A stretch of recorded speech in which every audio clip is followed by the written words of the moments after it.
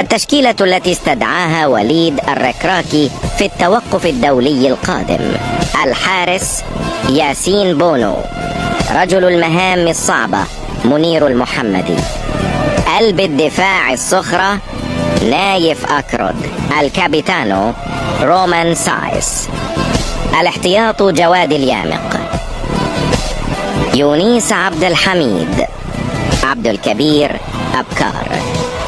صاحب أسيست الفوز على البرتغال يحيى عطية الله. أفضل ظهير أيمن في العالم أشرف حكيمي. نصير مزراوي.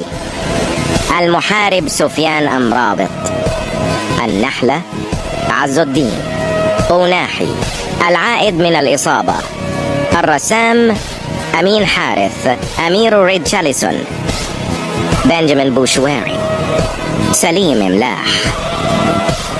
الفأر بلال الخنوس، أيوب الكعبي، زكريا أبو خلال، عبد الصمد الزلزولي.